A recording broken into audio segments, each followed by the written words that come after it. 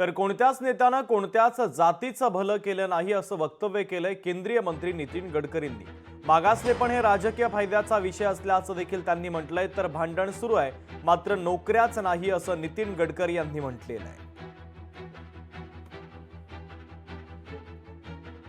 जात पात पंथ धर्म आमचा जातवाला, कोणी जातवाल्या नेत्यांनी कोण्या जातीचं भलं नाही केलं, माफ करा मला।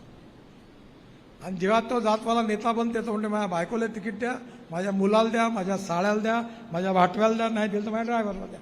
याच्या पलीकडे कोणी कुठं जात नाही। गडकरी साहेब राजकारण करायचं ते करते, ते आम्हाला पटलं बी आणि ते खरं बी आहे। तुमच्यासारखा मुरब्बी माणूस की ज्याला महाराष्ट्राची संस्कृती देशाची संस्कृती चांगली माहिती आहे, तुम्ही चांगल्या मुशीत विचाराच्या वाढलेले आहेत हे आम्हाला माहिती आहे।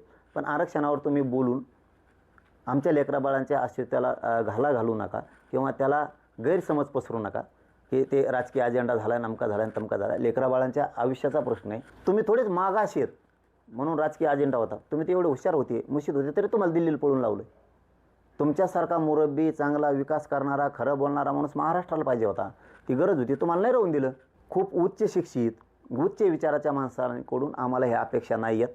इथून पुढं तरी तुमच्याबद्दलची जी आमच्या मनात प्रतिमा आहे ती निघून जाऊ नये एवढी आमची इच्छा आहे, कारण तुमच्यासारखा ग्रेट माणूस नाही आहे। लोकशाही मराठी ऐका, पहा, जागरूक रहा।